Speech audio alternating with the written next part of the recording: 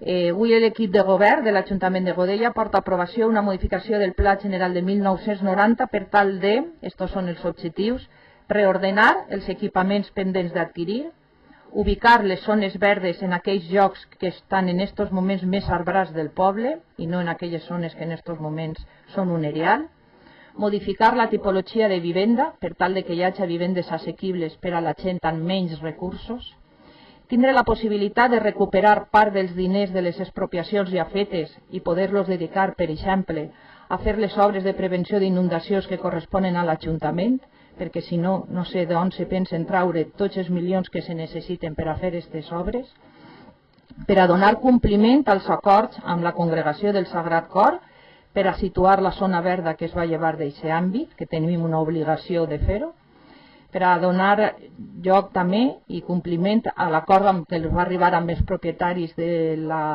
parcel·la situada en la carretera de Rocafort, cantonada en Arquebisbe Fabián i Fuero, que va ser votada a favor per alguns dels partits que avui segurament votareu en contra d'esta modificació del Pla General, i per a establir uns requisits de desenvolupament més sostenibles i moderns pel que fa a la recollida d'aigües, a les masses arbores, a fer un urbanisme més integrador des de la perspectiva social i de gènere, etc.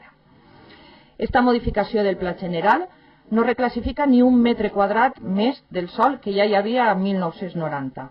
Només incrementa lleugerament l'edificabilitat d'alguns sectors per tal de poder obtindre els 63.745 metres quadrats que encara tenim pendents d'adquirir des de l'any 90.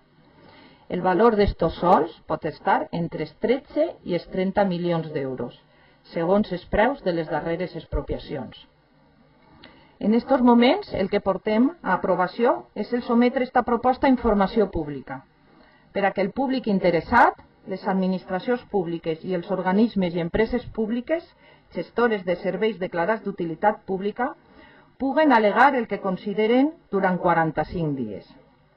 L'equip de govern, que isca fruit de les noves eleccions, podrà decidir si estima part o cap de les al·legacions, si modifica la proposta en base a les observacions fetes tant per les persones interessades com per les administracions com per les empreses, o si no continua la tramitació d'esta modificació.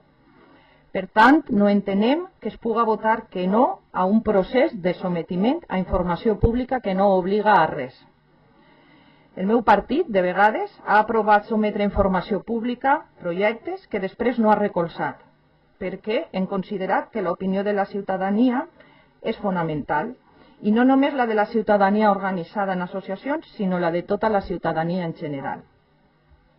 Els tècnics municipals i autonòmics de la conselleria competent han informat que després d'aquest procés de participació pública, el ple de l'Ajuntament de Godella ha de decidir si aprova provisionalment o no la modificació. I una vegada aprovada ha de sol·licitar a la conselleria competent en la matèria la declaració ambiental i territorial estratègica. I després de nou, el ple haurà d'adequar la proposta, si és el cas, a les indicacions donades en aquella declaració i ser aprovat definitivament per la Comissió Territorial d'Urbanisme. Per tant, l'únic que es fa votant no és negar-se a escoltar a la ciutadania sobre un projecte ja concretat.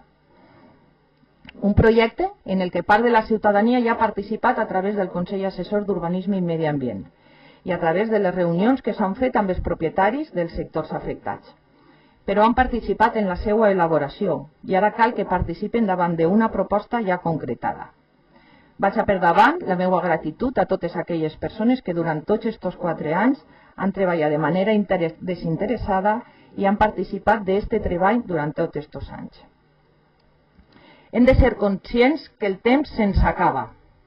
La moratòria per a iniciar les expropiacions acaba l'1 de gener de 2020 i la validesa del document d'abast que va emetre en el seu dia la Conselleria caduca el 24 de febrer del 2020 i ja no té pròrroga possible. Per tant, o ho aprovem provisionalment abans d'esta data o hem de començar de zero. Tancar els ulls als problemes més greus que té este poble no farà que estos desapareguen. I per desgràcia, en estos més de 4 anys de treball no hem escoltat ni una sola proposta alternativa dels partits de l'oposició. Esta proposta pot ser millorable, però de moment és l'única que n'hi ha damunt de la taula. I ja dic, se'ns acaba el temps. No aprovar esta modificació no va suposar que aquests sols deixen de ser urbans o urbanitzables, perquè ja ho són. 7 són urbans, 2 són urbanitzables. Al grup de govern ens preocupen les zones arbrades del poble. Per això hem situat allí les zones verdes.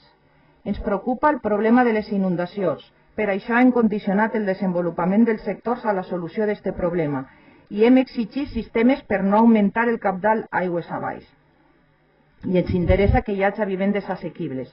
Per això hem exigit un 30% de vivendes de preu públic. Però a aquest govern també ens preocupen els serveis que prestem i que poden desaparèixer si el nostre deute es dispara a un 300%. Ens preocupen les persones usuaris dels serveis que haurem de tancar si hem de pagar totes les expropiacions pendents. Ens preocupa els quasi 200 llocs de treball que haurem de suprimir i que donen feina a molta gent del nostre poble, a les nostres escoletes, al conservatori, a la EPA, als centres esportius, als tallers amb persones majors, etc. Ens interessa no haver de pujar impostos per a tindre que pagar un deute inassumible.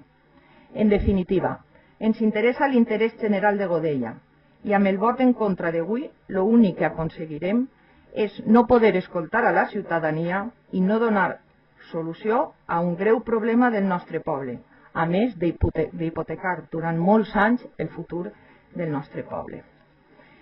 Quan vinguin les expropiacions, que vindran si algú no ho remedia, algunes persones podrem anar amb la cara ben alta d'haver fet el treball i haver intentat donar solució a aquest problema. Altres, esta vegada, ja no podran dir que no es va poder fer res per a remediar-ho. En les vostres mans està en estos moments posar remei a estos entre 13 i 30 milions d'euros que este Ajuntament no pot suportar. No fer res suposa la mort d'aquest poble a nivell de tots els serveis que en estos moments s'estan prestant i de totes aquelles coses que ja he comentat abans. Per tant, aquesta seria la meva intervenció. Si després se volen alguns detalls més concrets del pla general, jo he portat així les 2 caixes de la redacció definitiva que està penjada a la pàgina web de manera puntual. Totes i cada una dels esborranys que han hagut han estat penjats sempre a la pàgina web. Qualsevol ciutadà i ciutadana els ha pogut veure. Per tant, encara que ara començaria de manera oficial el procés de participació, no vol dir que, per supost, qualsevol persona, fruit també de la transparència que caracteritza aquest Ajuntament, no ho hagi pogut consultar abans.